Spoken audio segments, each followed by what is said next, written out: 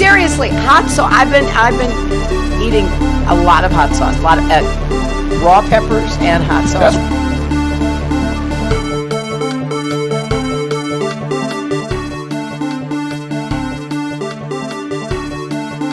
Well, first of all, I should say something about how we came to be here and why we're doing this, and then kind of what we had in mind.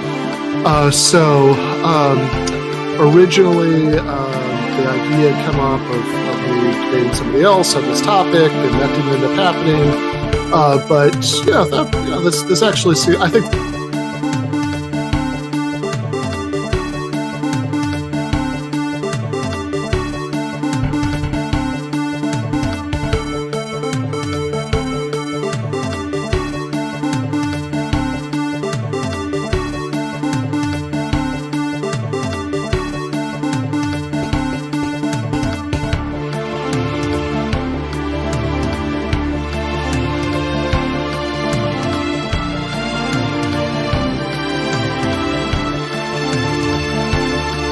They felt pretty comfortable after day 2.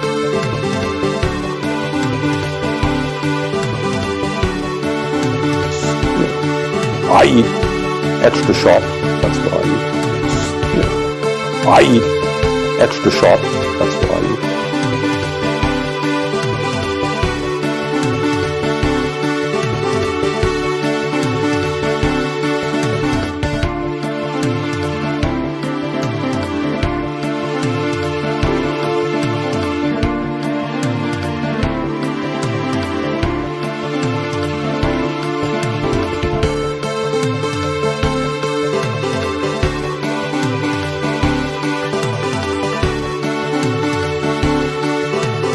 It's not that they don't want to help. They don't know quite what to do. Play the radio. Make sure the television, make sure you have the record player on at night. The phone. Make sure the kids hear word.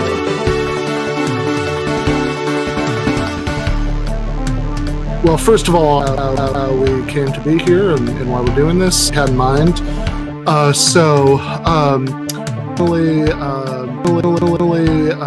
The idea had come up of me debating somebody else on this topic, and that didn't end up happening.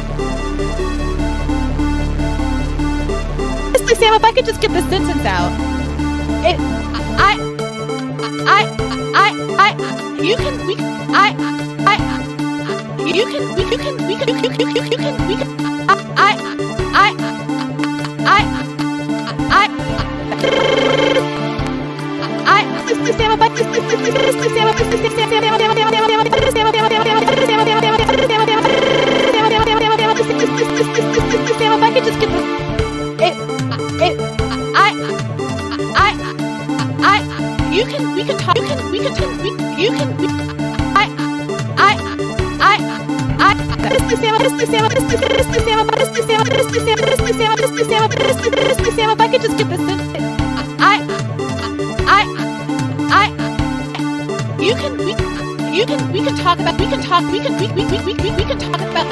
Jimmy Dorf will go and kill 15 kids tomorrow. Jimmy Dorf will go and kill 15 kids tomorrow. Jimmy Dorf will go and kill 15 kids tomorrow. Jimmy Dorf will go and kill 15 kids tomorrow. Jimmy Dorf will go and kill 15 kids.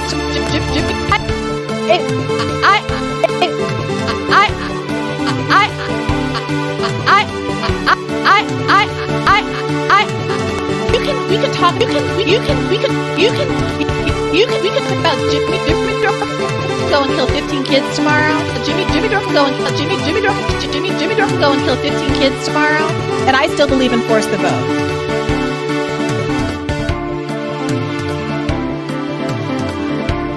Well, first of all, I should say something about. Originally,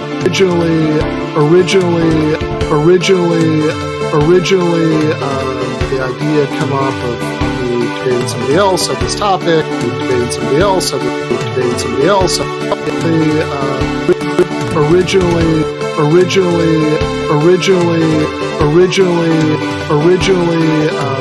idea had come up of me debating somebody else on this topic, and that didn't end up happening.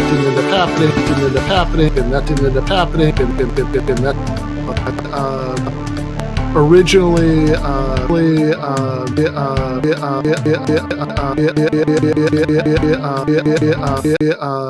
idea originally the idea had come up of me debating somebody else on this topic, and that didn't end up happening, but Hello, users, and welcome to another episodic in-style motherfucking son of a bitchin' of Above It All. This is a show, and it is a show where I am still setting up the web camera, so please bear with me. But it is a show. I mean, it does exist. This is Above It All, folks. 1284. The current Nemesis arc. You know how, like, in Dragon Ball and other animes, they've got, like, the arcs, the sagas, if you will. This is the Ben Burgis saga. This is what we're going through right now. Okay. Alright, I'm looking good. How's it going, folks? Got my hair all on one side today. That's the kind of strategy that I'm amplifying. I'm exemplifying. Is it amplifying? Amplifying. That's the wrong coffee cup.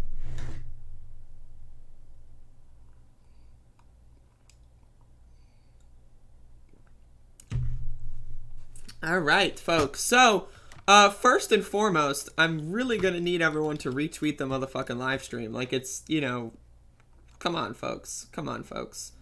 I don't know what else to tell you. Retweet. That was an opinion of somebody, and that was a retweet. I'll put it out there. People can decide for themselves. I don't take a position.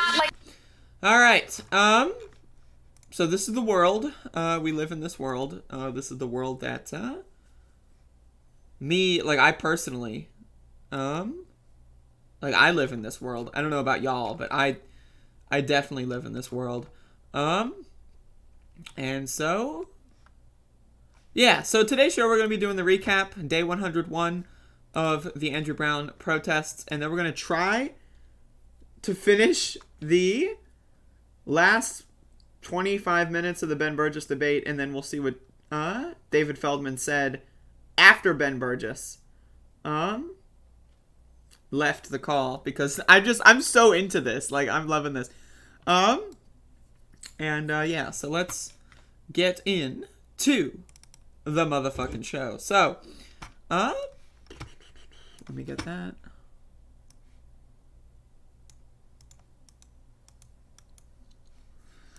Alright, folks. Let's get this shit on the motherfucking road. We're on the road right now.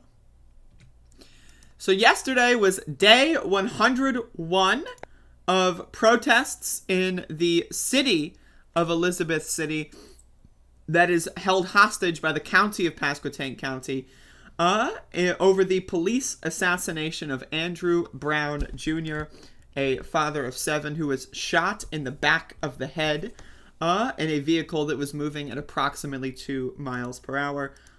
So we started up. We got the flag, and we got a good group of people. And this is something else, actually, that I'm gonna, before we actually get into the march, I'm gonna talk about this. So the personal attorney for Andrew Brown, before he was assassinated, has an office nearby, and has like some sort of I don't quite know exactly what it is, but it's some sort of like display that they have with pearl necklaces.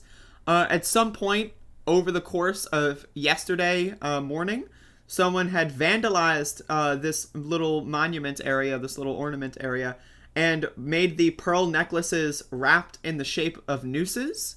Again, I want to remind you, this is the personal attorney for Andrew Brown Jr., his personal attorney while he was alive.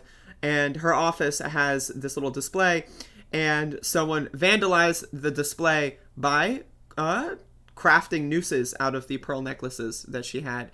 I don't think it's known who did this yet, but it's pretty fucking horrible.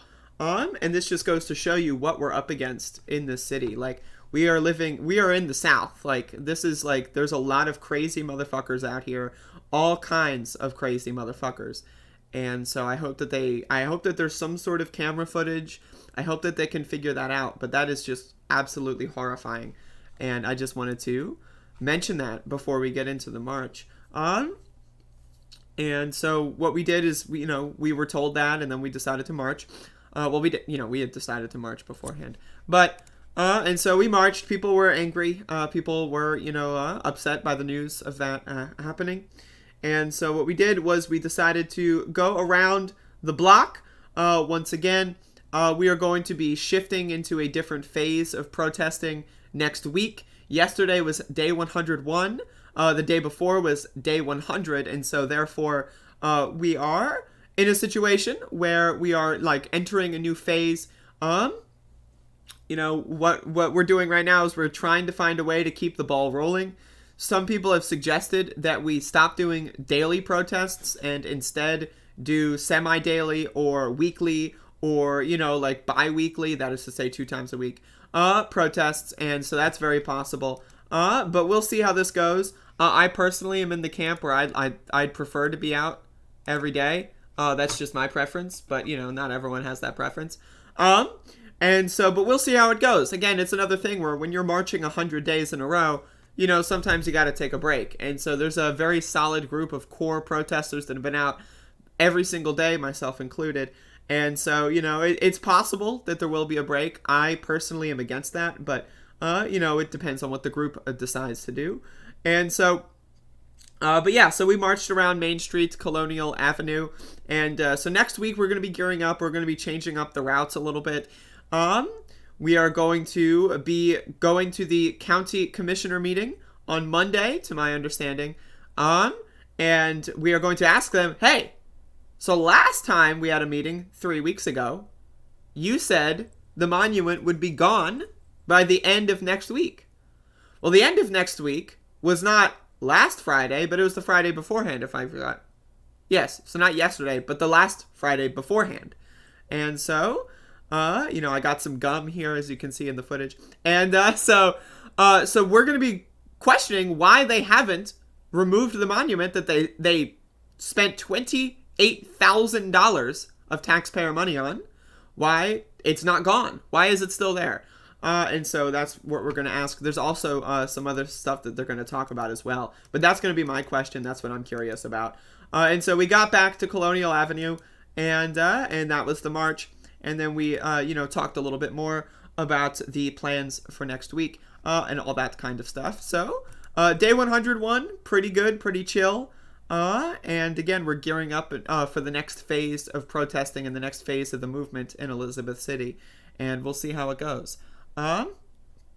But overall, another one chalked into the books. 101 days of peaceful protests. And it's fantastic. And so, again, I just want to reiterate, and I have been saying this every single day, is that this is a very historic movement. This is something that does not happen, folks. This is something that does not happen. I have a smudge on my glasses, but for a city, especially a rural city, a very small one, 20,000-ish population, to do what needs to be done and to march and to organize and to organize community events, to other forms of mutual aid programs, to marching every day, to making sure that people understand what the fuck's going on here. This is impressive. This is wonderful. And this is something, again, I'm very humbled to be a part of.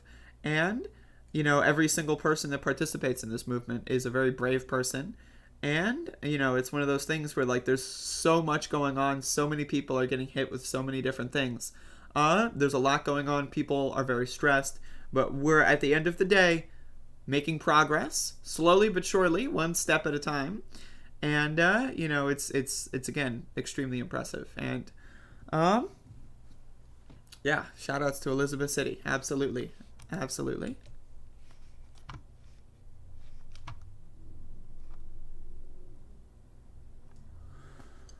Whew.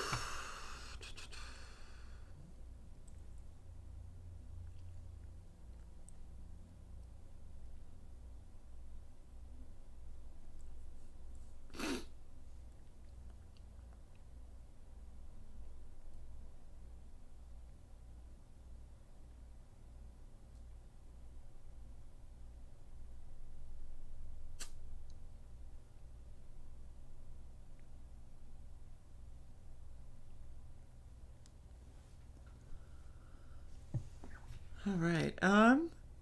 So because I'm a child, let me start the segment with that. So because I'm a child, I decided to watch the entirety of the Ben Burgis, David Feldman Inquisition. And so I want to wrap this up today. It's already somehow 9:20. But so yesterday, I want to reiterate. I want to start by saying, part 1, go watch it. I'll link it in the description to the segment of this when I upload it as a segment. But go watch part 1, because it's amazing. Now again, I just really think that this is extremely embarrassing for Ben Burgis. Ben Burgis has been going on a cringe tour, folks. For those of you that don't know, he made a very bizarre Twitter thread with historical revisionism as the angle on January 6th. And I called him out. I made a video basically laughing at how stupid his takes were. And he said he would debate me. And then he kind of filibustered for 3 weeks and then said my words were too mean and I used naughty language.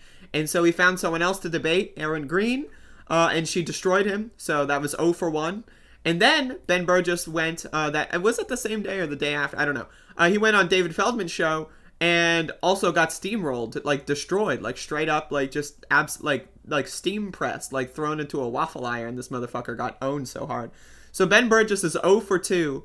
And so, again, I really want to watch the rest of this. I got through most of it. But again, I'm one of those kind of people that I pause all the time for my own commentary sake. And I love hearing myself talk. And so I will pause this a lot. But either way, we're going to try to get through the last 20 minutes in less than an hour. And we'll see how it goes. But either way, David Feldman versus or inquires into Professor Ben. I love... Folks, I mean, I just realized. Oh, what am I going to make my Zoom name? Oh, I know. Professor Ben Burgis. Folks. Professor Ben Burgis. Let's watch. How far you've dragged the goalposts across the field here. Because first you were talking about, he has this army. And then I pointed out... So again, go watch part 1 as a refresher. If you want a quick refresher, you're watching the live stream. What they're talking about is David Feldman brings up the fact that Trump has an army of zealots that will basically do whatever he wants, and that they're learning a lesson from January 6th. And Ben Burgis basically says they're all useless and none of them are capable of anything. And actually, they all LARPers and don't exist. So that's Ben Burgis's argument. There are no right-wing militias. There are no right-wing terrorists. I know we have mass shootings all the time in this country, and if we find out they're right-wing terrorists trying to kill minorities. But that doesn't actually exist. That's never happened. Charlottesville never happened, I guess. All these other events where right-wing terrorism has resulted in people dying has never happened. That's all fake news. And so let's listen to Ben Burgis talk about that.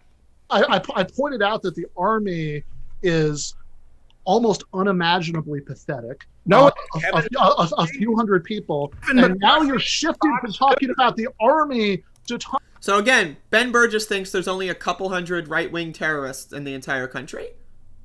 Only a couple hundred. The Proud Boys themselves have over a couple hundred people, and that's just one group. But hey, there's only a couple hundred, all the groups combined. There's only a couple hundred.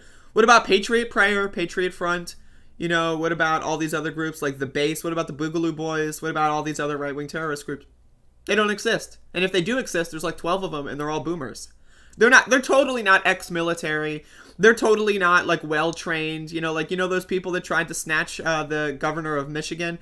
They were doing training drills. They were doing practice rounds. They were firing live weapons in preparation. They're no big deal. They actually aren't. Not only are they no big deal, but they don't exist. It's a figment of our imaginations. Now, I have been attacked by right-wing, forces. I've been to protests where right-wing forces have attacked people. I have been personally targeted by right-wing groups. But I guess that's not real. My trauma is not real in the eyes of Ben Burgis. And it's all because a couple boomers were at January 6th, and therefore, nothing else matters. The bombs planted at the Capitol, or planted at the DNC and RNC buildings down the street, not real. That didn't happen in the world of Ben Burgis. Talking about people trivializing it, but you don't overthrow governments through trivialization. What are you talking about? I'm saying that it wasn't just the Oath Keepers, and it wasn't just the Proud Boys. It was the Republican Party. And look at how they're Ben just looks sad.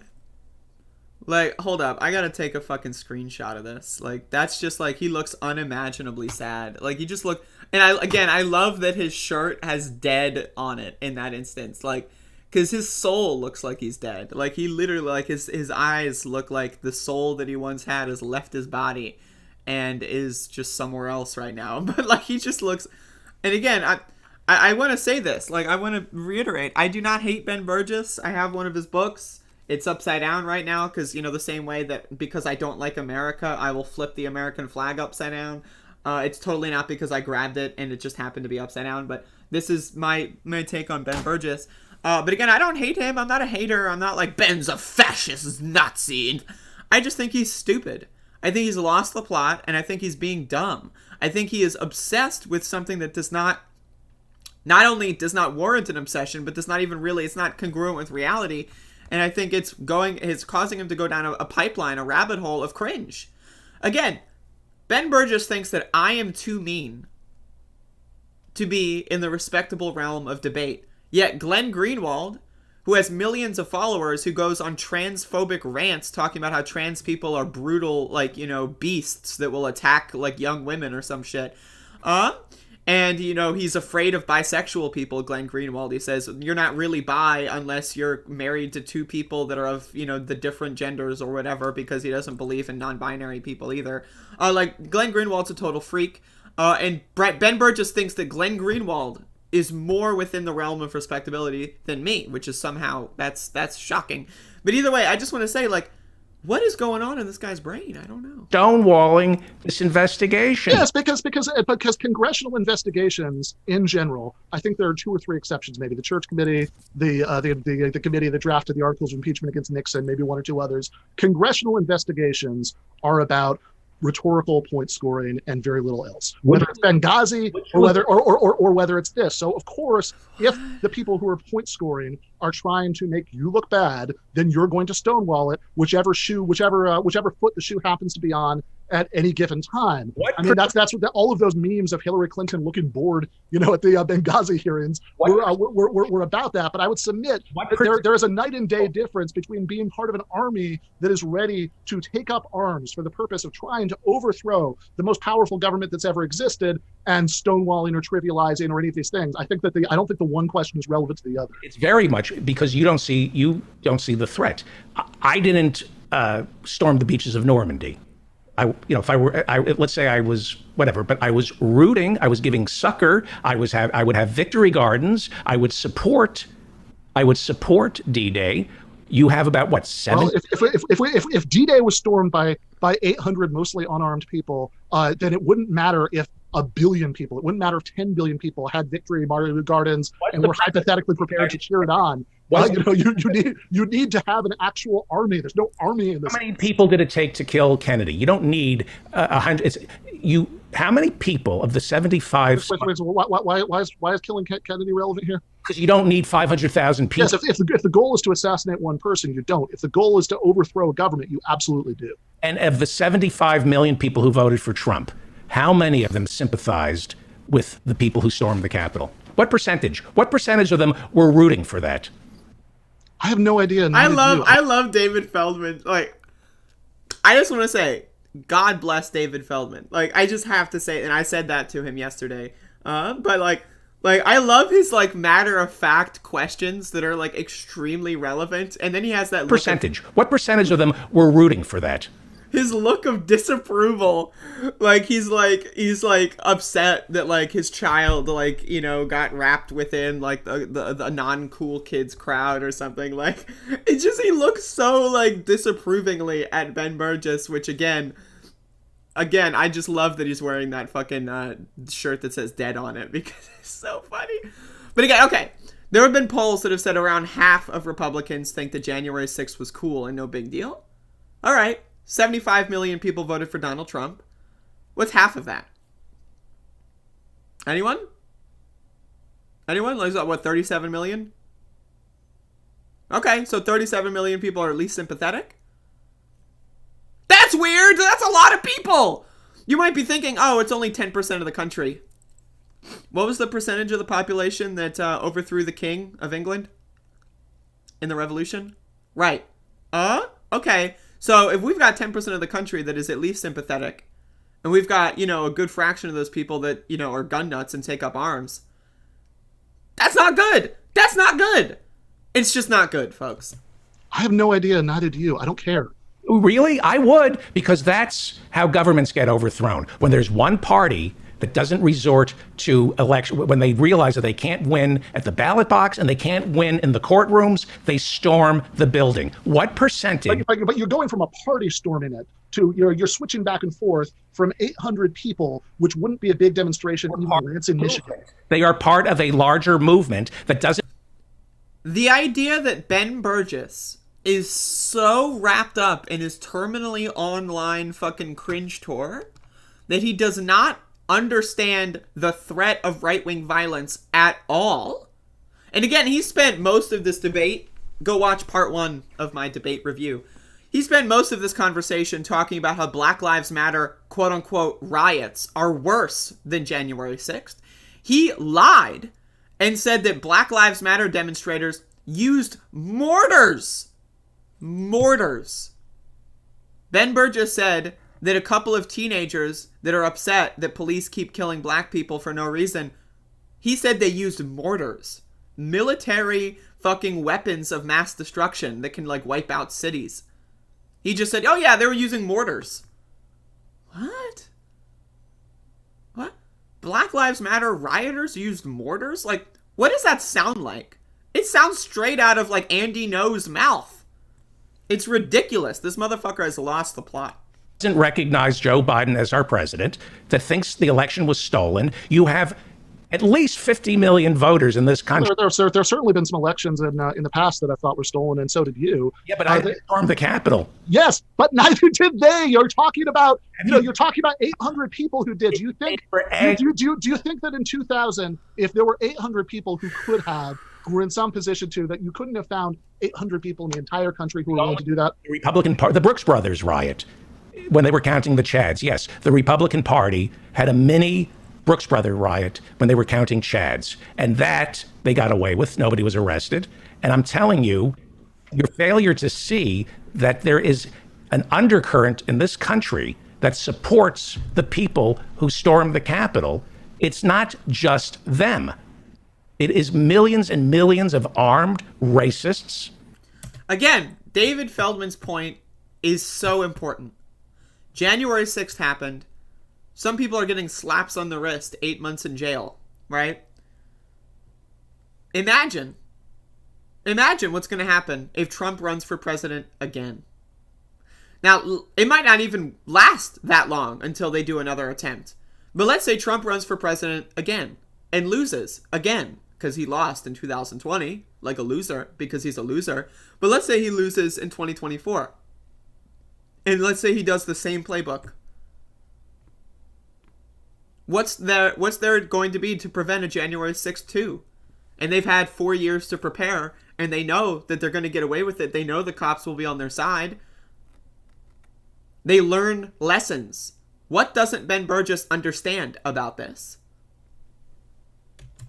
Separatists who are there was a poll done that said, I think hold up, let me get this poll. Hold up. 66%. I'm going to get you this poll, folks.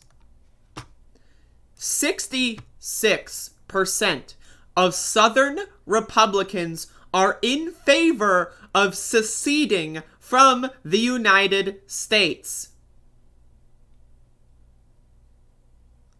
2/3 of Republicans in southern states want to ditch and leave. Is that not alarming?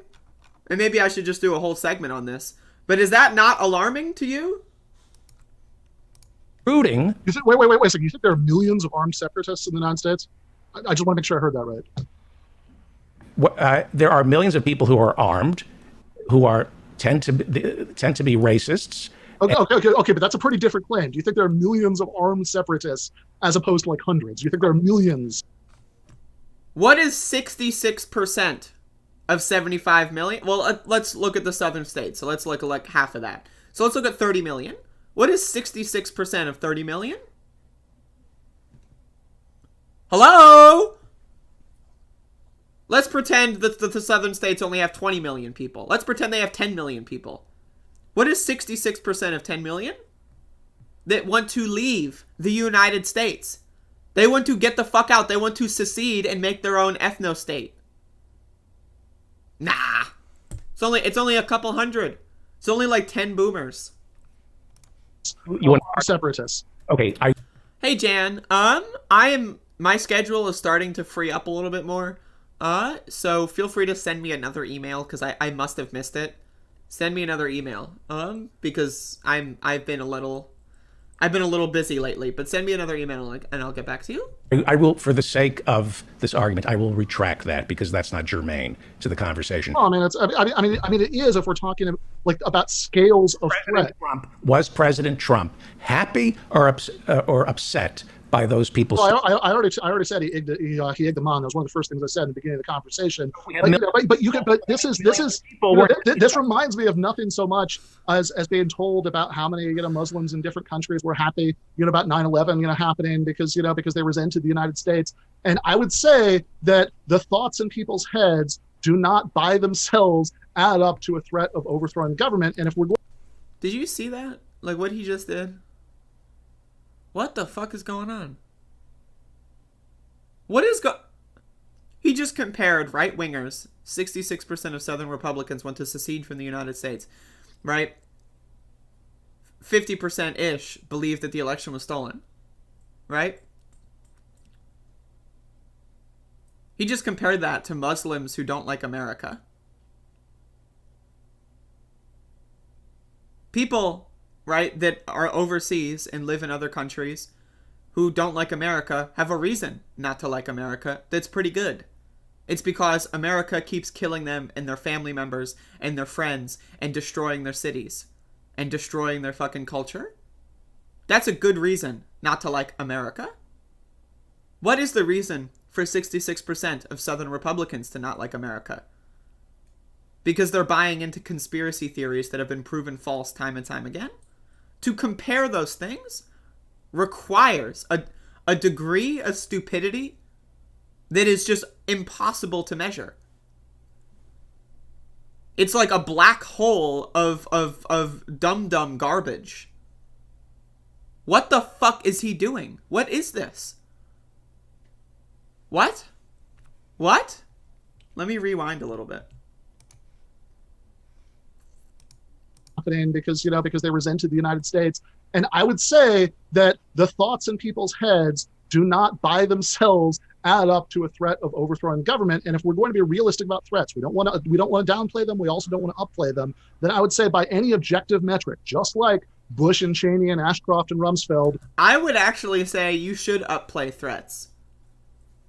Because what's the worst thing can happen if the threat doesn't go through? Man, I spent a little time a little bit more nervous than I should have been. What's the worst thing that can happen if the threat does go through and you're not prepared? Oh, you die. Better safe than sorry, in my opinion. I would rather upplay a threat than downplay a threat.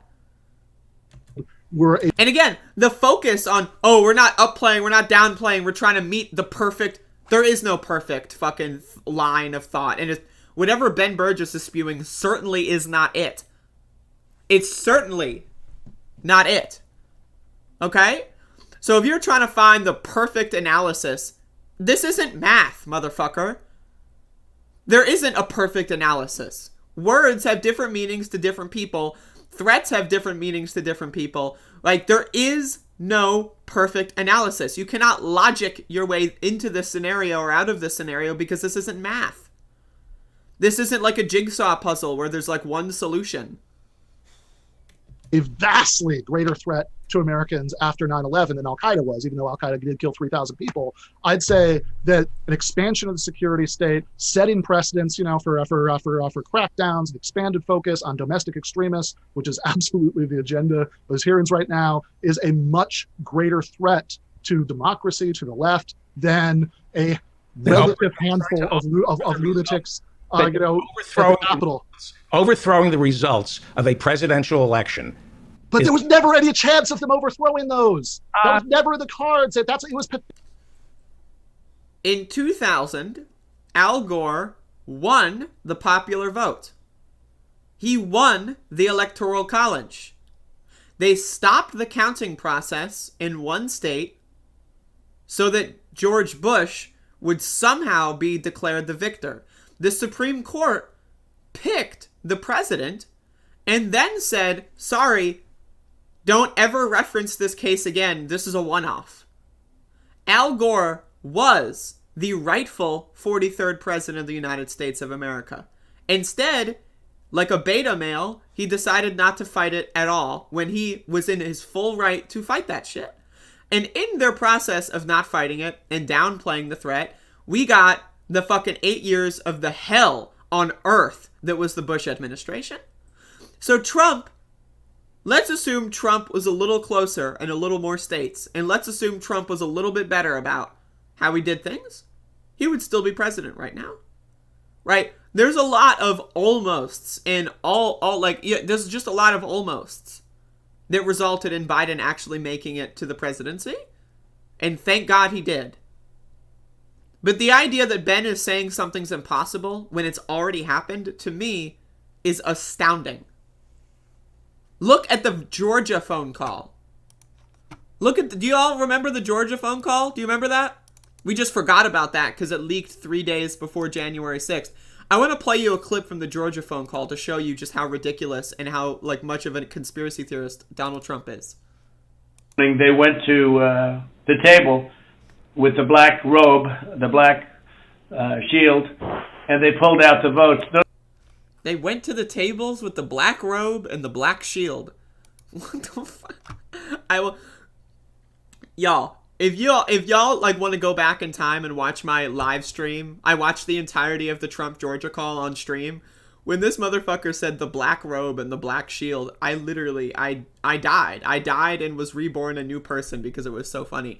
But we have to understand, he was active. A new story just came out recently that said that Donald Trump pressured the Department of Justice to declare the election unfit or corrupt, and then said, quote, "I'll take care of the rest." He spent the entirety of the lame duck session trying to install himself as dictator. And he convinced millions of people that that's what should have happened. It was a last-ditch spasm of rage at their inability to overthrow them. There was never the tiniest chance that they could have somehow overthrown them. Really, what would have happened? They were 40 seconds-ish away from killing Mike Pence, the vice president. They were down the hall and to the left. As Mike Pence was running away from his own voters with nuclear launch codes in hand. Really? Yes, of course. Really. Actually, I want to know, do you think what I just said is false? Do you think there was a chance that the Capitol rioters could have somehow overturned the result of the election? Oh, yes. How? Okay, without interrupting me, this is what I think. Okay, good. Then you don't interrupt me next time. And God, Ben! If Nancy Pelosi... Ben, if I can't interrupt you, then you can't interrupt me next time. What a child. He's trying to, do these point scores. It's so ridiculous. But anyway, let's go. Had been sitting in her office, and those people got in and saw her. The ones who, you've seen the tapes. We're coming from you, Nancy. We're going to hang you. People are going to die today. I like to believe that had Nancy Pelosi seen those people, I like to believe that even though they gouged officers' eyes and broke windows and used American flag poles and threw, I don't know if you've seen the videos or not. I would watch them. I'd like to believe. Another thing I want to talk about that puts my perspective into a little bit better understanding is the morning of January 6th, I made the decision that I'm going to do a live stream the entire day. Why did I decide that, you may ask? Why would I decide to do a 16-hour live show on January 6th? Because I knew something would happen on January 6th. If a high school dropout in her bedroom knows more about what's going to happen than a professor at a college, or the entirety of the U.S. military or the entirety of the Capitol Police, there's a problem. That's a problem. I thought to myself, these people are crazy. They're all in one place. Shit's gonna get real. Now, my live stream was taken down because YouTube, for whatever reason, just tries to remove all footage of January 6th from the platform. Someday I'll upload that stream to another website, but again, it's 16 hours long, so it's maybe I'll just release it on Blu-ray. I don't like the complete January 6th live stream Blu-ray like box set. If you're interested in that, actually like genuinely let me know, because I don't know where else I would post a 16-hour video. But if I knew these motherfuckers were crazy and could actually destroy shit or make shit actually really bad, you're telling me the U.S. government didn't know? You're telling me the Capitol Police didn't know? You're telling me all of Congress didn't know? You're telling me a professor at a college didn't know? Huh? That had Nancy Pelosi been in front of them, she would have diffused the situation. They would have went, oh my God, this is insane. I like to believe that. But there are always people who are true believers who would have wanted to kill her. I happen to believe that if they had gotten their hands on Mike Pence, they would have said, if you don't overturn this election, we're going to, you know what, to Nancy Pelosi and Mike Pence. There, but for Eugene Goodman, Officer Goodman, who diverted the rioters, the insurrectionists, there, but for Eugene Goodman, Officer Eugene Goodman, they could have gotten their hands on a lawmaker, and we would have had a hostage situation. Here's what we know for sure. We know that there would have been a hostage situation. So what do you think to get Nancy Pelosi out of the clutches of these monsters, or Mike Pence out of the clutches of these monsters? You don't think we would have postponed the certification to save the lives of Mike Pence and Nancy Pelosi? What I think would have happened? Eventually, one would hope that we would have freed Pelosi and Mike Pence, and we would have certified that election. But the precedent, and it already is over, the precedent of a peaceful transition is gone. That it's no longer a given. So I just want to say two things. David Feldman, again, knocking it out of the park. Things about that. One, even in this fantasy scenario that's entirely hypothetical that you came up with. I love this fantasy scenario. If you would have talked to Ben Burgis on January 5th and said, yeah, people are going to break into the Capitol, you know what he probably would have said? Oh, that'll never happen. Ben Burgis is a complete lunatic. I'm sorry, but at this point, I don't know how anyone can respect him at all. This is mind-numbing. I want to say this. I used to watch his, segments on the Michael Brooks show. I bought his, I got his books. I read his books. Right, I followed him on Twitter. I liked a lot of his content on YouTube for a while. But this is not acceptable.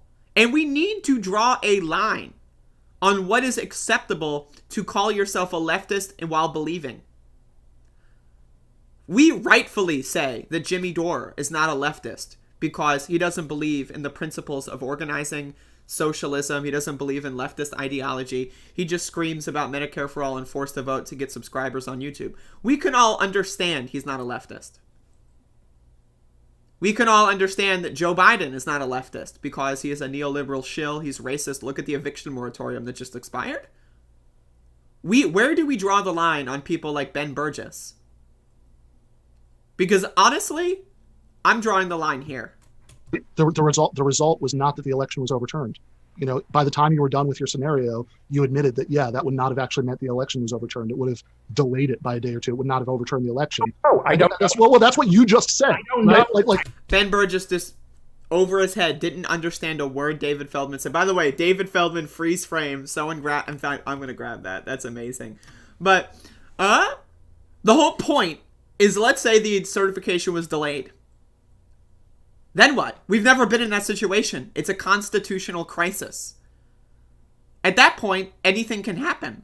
The Constitution has been thrown out the window. And the whole point is they would have had more time and more leverage What if it were delayed until January 20th? Then what would have happened? Ben Burgis is literally, like, he's out of control. Someone put the leash on this motherfucker.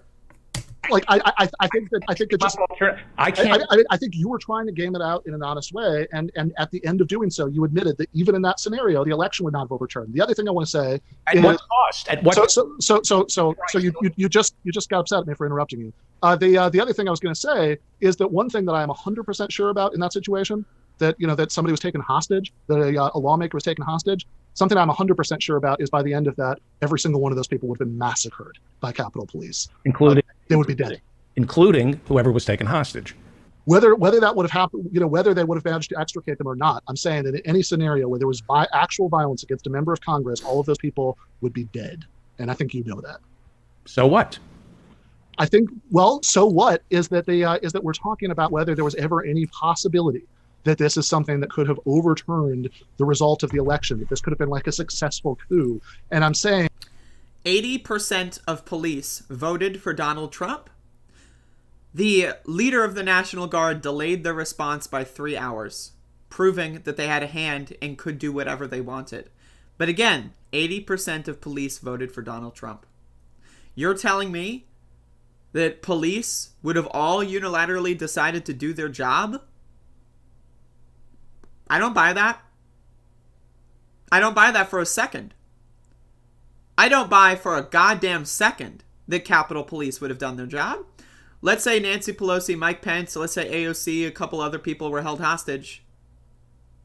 And let's say all the cops were like, whoa, what if we have to pick a side here? Well, we all voted for Trump. Let's just go with Trump. They let the motherfuckers into the building. They didn't secure the building enough. They let them in. There were off-duty undercover cops at the riot, at the insurrection, at the coup. 80% of cops voted for Donald Trump. We can't forget that. And not only is that not the case, I think we should all admit, if you're being honest about it, that that not only would it not have resulted in Donald Trump still being president, come January 20th, the most immediate result would have been that all of those people would have died. All of those rioters would have died. The election still would have been certified, and we'd probably be facing an unfathomably more dramatic crackdown on domestic extremists now if that had happened. When Horst Wessel died, he was completely forgotten, and the woman Ashley, what's the woman who was shot? Ashley Babbitt. They forgot about her. They killed her, and nobody's martyring her. It's over, right? This whole thing is, the insurrection, or the riot as you call it, is over. Say what you're saying. Don't disguise it as smarmy questions. Okay, do you believe? I don't believe it's over. Do I believe that that it's something that people are going to stop? That people are going to stop what? I don't believe the right wing, the violent right wing, who believe in Trump and whoever is behind Trump. I don't believe it ended on January 6th. And I don't. Of course not. Of course not. And I think I've never hinted at thinking otherwise. But they have but there's a difference between saying that right-wing violence existed before January 6th, it will exist after January 6th. It's now part of the mythology, of some right-wingers, in the same way that it now seems to be it now seems to be like central to the cosmology of MSNBC liberals. They talk about capital T, capital I, the insurrection, as if this was, the most important event that's happened in, centuries. To hear them talk about it, this event where 0 people were killed by rioters. But yes, absolutely, of course, all these things are going to continue.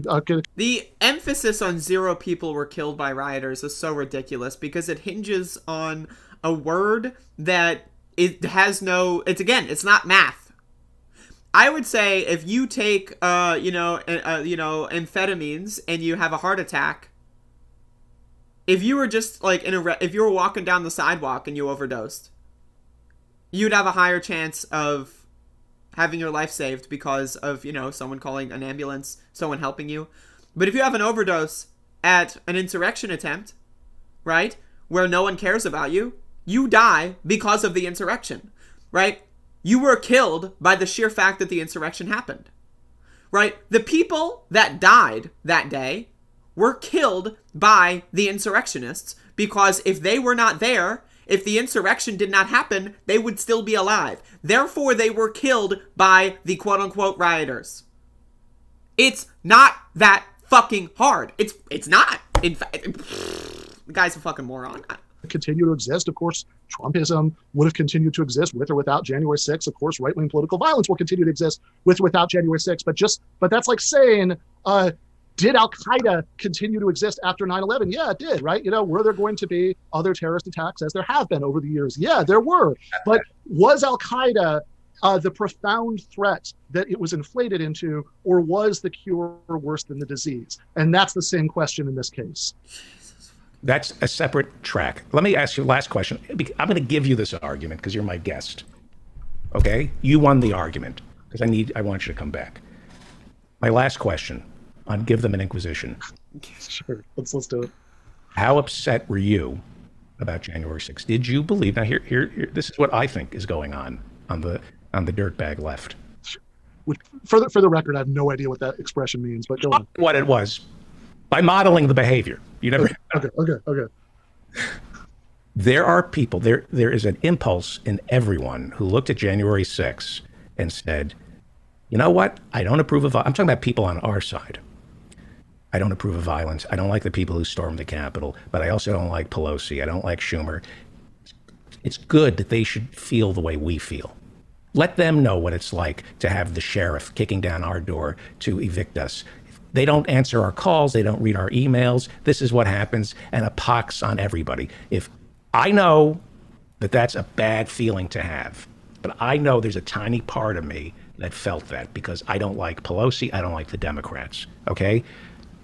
But I'm also mature enough to know that the Democrats are not nearly as dangerous to me as these Republicans are. Now, this is the last thing I'm going to say, then you get the last word. Ask a member, and I'm going to play the Jew card and make you squirm. This is because you got me desperate, so I'm playing the Jew card. This is what you've done to me. Okay? Ask anybody who's a member of a protected class what they see on January 6th. Ask a member of the LGBTQ community. Ask a woman. Ask a Muslim. If Donald Trump, he sent a signal that day. I can send these idiots, these violent thugs, to destroy the Capitol, which they did. They did destroy the Capitol that day. I can send them to your mosque, your temple, to the Pulse nightclub in Orlando, Florida. I can send my people extrajudicially the way Duterte does in the Philippines. I don't need the police. I got those thugs. 80% of cops voted for Trump, so the cops would be on their side. Just throwing that out there. That was the message Trump sent that day. And if you think they're going away, watch the midterms. Watch the threats. You think that guy, that the state's attorney generals, the state. Just want to note that I've already said I don't think any of the things that you're saying you think, but go on. Okay, the secretaries of states who have to certify the elections and come midterms, you don't think they're thinking about their homes being stormed and hostage situations? You don't think that chills the democratic process? You think that just happened spontaneously January 6th? This is all part of a larger movement, an authoritarian fascist movement. It isn't going to end unless we lock these people up. I gotta say, I disagree with Feldman there. I don't think locking them up is going to make anything end, because there's no way with the system that we have that we could accurately and justifiably lock these people up for what? What are we going to lock them up for? For being right-wing? Right? What we need to do is declare the Republican Party a terrorist organization. Full stop. That's my opinion. Is that it? Yes. Okay. So all of this stuff, do you think is irrelevant? Because if you just roll back the tape a couple minutes. Anything that makes me look dumb is irrelevant. Why? Because it makes me look dumb.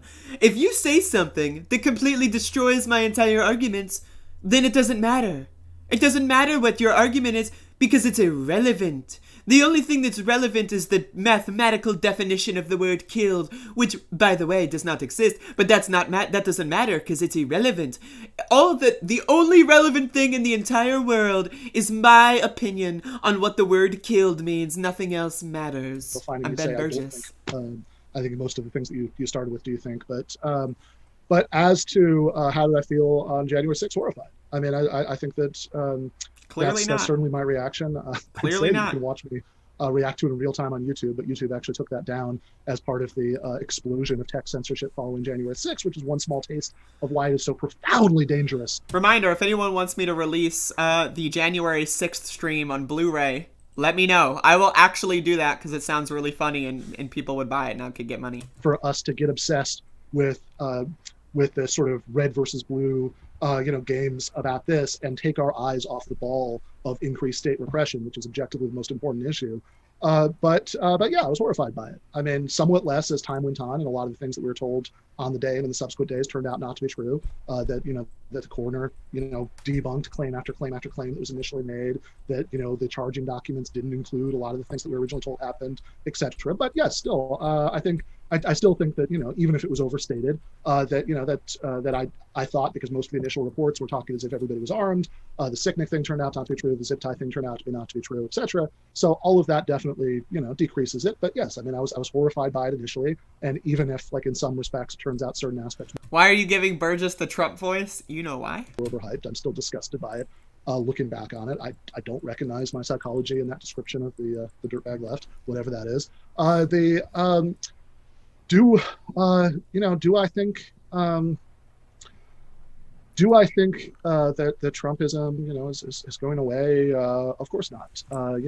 As I said, if anything, I think that all of this is keeping it alive. I think that the 24/7 obsession of liberals with Donald Trump, several months after he left office, and sort of inflating 1/6 into this historical event, that Joe Biden said it was the most important attack on our democracy in 150 years, which should be news to speaking of Jews, Cheney and Goodwin's, families, and all the other civil rights workers who were actually murdered registering people to vote. Do I think that right-wing authoritarianism is a problem? Yeah, I don't think that the part of it that you should be worried about so much is QAnon lunatic storming buildings. I think the part of it you should be worried about is just legislators, including lots of never Trump people, passing laws to make it harder to vote. As to asking members of oppressed groups, I would just gently suggest that oppressed groups are not a hive mind, that are not hive minds, that you have members of every single group that you just rattled off who think what I think about this. You have members of every single group who don't agree with either of us, who maybe agree with some of the dumb Republican points about this. So because there's one trans woman who is a Republican, that means that most trans women aren't afraid of right-wing extremism? What? Because there's one black person who voted for Trump, that automatically means that every other black person being afraid of right-wing extremism doesn't matter? What? Bro, are you stupid? Kind of identitarian deference, listen to what Group X says, only works if you think, which is, by the way, a really racist thing to think, that Group X is a hive mind. No one said that. We just have to figure it out for ourselves. No one said we can't that. rely on what is everybody in some oppressed No group one think. said that. Members of oppressed groups, like everybody else, are all over the place. When your synagogue, mosque, or church is being shot up, you have a hive mind. We have to wrap it up. Well, so I think that about that perhaps I think the idea that 800 people storming into a Capitol building, some of them being militia people and doing violent things, most of them wandering around chanting slogans, and then the response to that being that immediately Trump himself turned on them, and abandoned them, that they couldn't, they tried to go to the airport to go home, that they've all had the book thrown at them afterwards, that this somehow made it more likely that there are going to be church or synagogue shootings. I do not see it, and I think that you're going to find members of every single one of those groups who agree with me. Doesn't mean I'm right any more than it means that we're right, but it does mean that we have to think for ourselves. I love you. I may not agree with what you're saying, but I will fight to the death of myself to try to censor you. All right. Well, I will also fight to your death in this cause. Enjoy the lug nuts. What's the team? No, that is the team. It was just that was just a perfect David Feldman timing there. You're nuts. I love you. I got to get this show up. All right. Love you too, David. Love you too. Bye. All right, let's see what David says here. I gotta go soon, so I want to see what he says here, though. Like, because apparently he says some stuff. Whoa, or not. Here, I'm back. Let's pretend that didn't happen, shall we? Hi, welcome back to the David Feldman Show, davidfeldmanshow.com. Subscribe to the show wherever you get your pod. Zoom room, and apologies for being late with the link today. The Hirschenfelds. I want to go over a little more. I said we're going to talk about January 6th.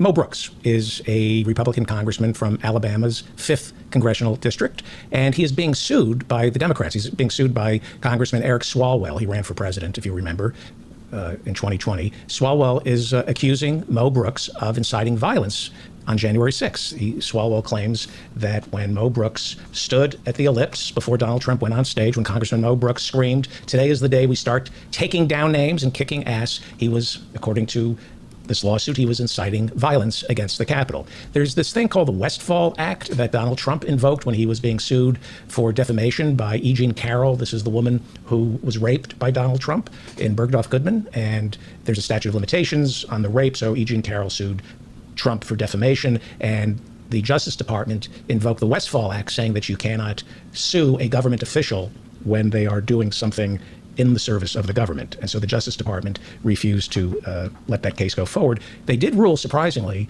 this Justice Department will not defend Mo Brooks in this lawsuit where he's being accused of inciting violence at the Capitol.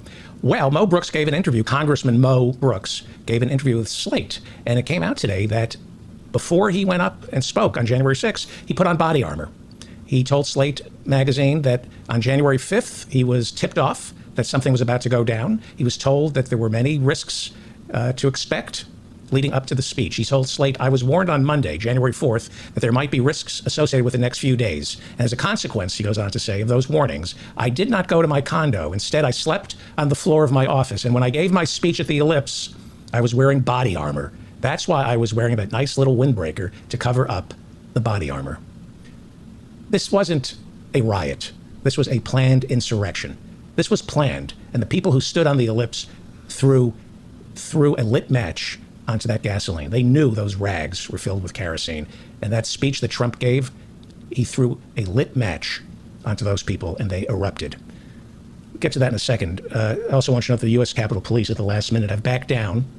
On Thursday, they said they will not arrest members of the House of Representatives who refuse to wear a face mask. Now, this is this big controversy this week. So, I just wanted to say that is such a hilarious debate. I'm glad I watched the full of it. Well, I mean, it was an inquisition, of course.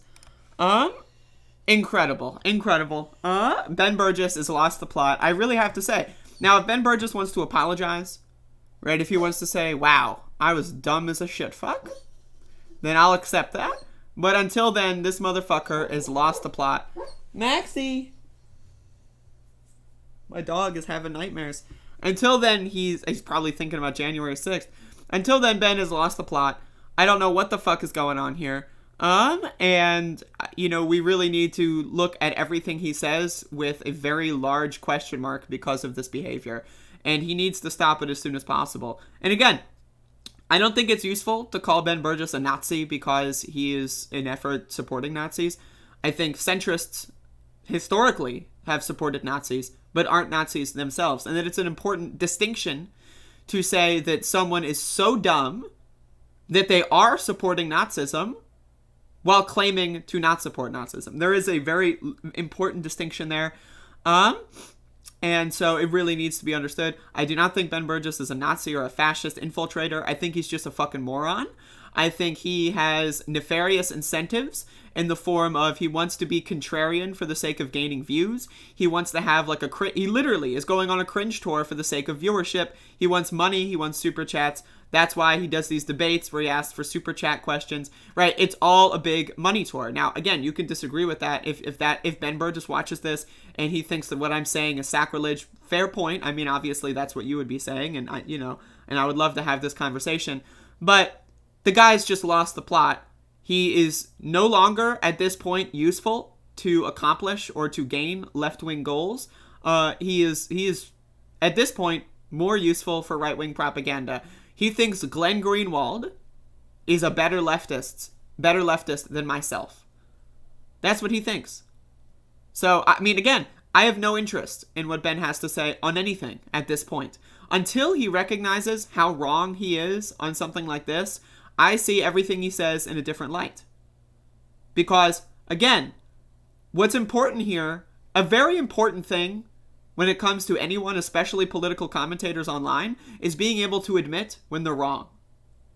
I can admit when I'm wrong. I've done a lot of stupid shit. I've said a lot of really incorrect things, right? I've lost the plot a couple times, and then I decided to read more into it and realize that, oh, what I was saying before was dumb. And my ability to actually change my mind is what keeps me sane. Because I don't dig my heels in when it comes to defending positions that are constantly being destroyed over and over and over again. If Ben Burgis goes away from that conversation with David Feldman thinking that he won, or thinking that, both sides agree to disagree, that's a problem. He needs to be able to learn from his mistakes. And until he showcases that he is able to learn from his mistakes, at this point, I'm declaring everything he says to be useless.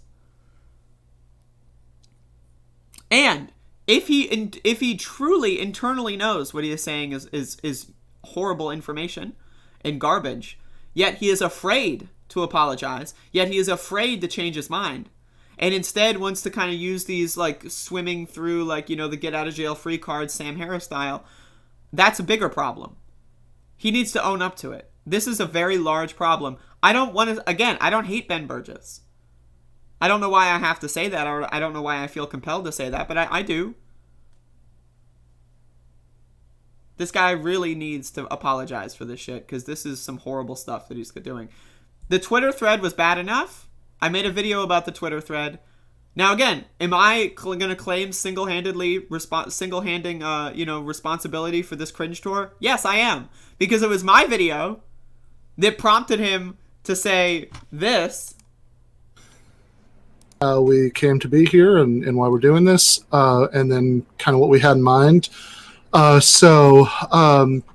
Originally, the idea had come up of me debating somebody else on this topic, and that didn't end up happening. So, hey, I guess I gave him the idea. I guess my viewers gave him the idea to go on the cringe tour. But at least we now know that Ben Burgis has lost the plot. Because if he just made one Twitter thread about January 6th, then just went on, it would have been a question mark. It would have been like, what? What were you saying? But now we know it's not just a question mark. It's a blemish. It's a cancer on his career. It's a cancer on everything else he said and he will say. And until he realizes how wrong he is, I question everything he's going to say going forward. But anyway, again, David Feldman did a fantastic job in that conversation. And I got to go because, Saturday and Sunday mornings are usually kind of, rough for me because I got to do a lot. The protest is in less than an hour. So I will see y'all very shortly. I'll see y'all in 24 hours from now because the next show starts in, I will see y'all in 23 hours from now. But either way, y'all have a good one. We'll discuss more of this tomorrow. Did anyone else review Aaron's debate? I think Aaron also did a post-debate review with another mutual friend of ours. And then we also did a post-debate review, but we didn't go through and watch it as a reaction like I did with the Feldman one. But you can go to Aaron's channel to look at those videos. But anyway, thank y'all for watching. I appreciate it. And y'all have a good day.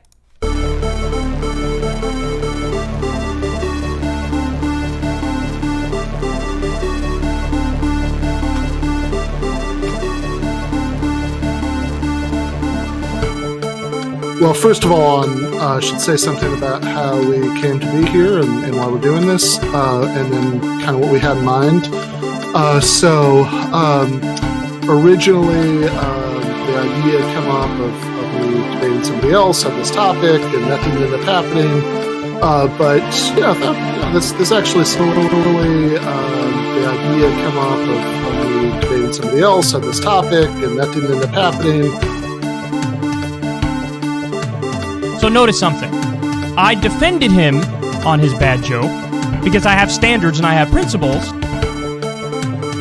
$7 million for reef fish management, $25 million to combat Asian carp, $2.5 million to count the number of amberjack fish in the Gulf of Mexico. Early in the morning, they went to the table with the black robe, the black shield, and they pulled out the vote.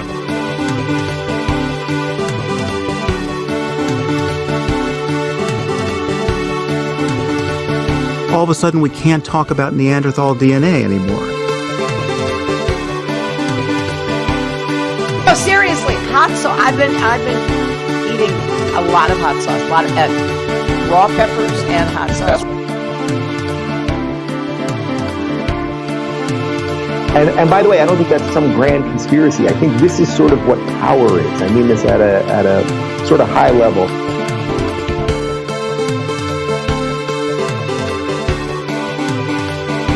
They're coming all over the place. Everybody comes in your grandmother. Everybody comes in your grandmother. Had in mind. Originally, the idea had come up of me debating somebody else on this topic. You know, I eat extra sharp. That's what I eat.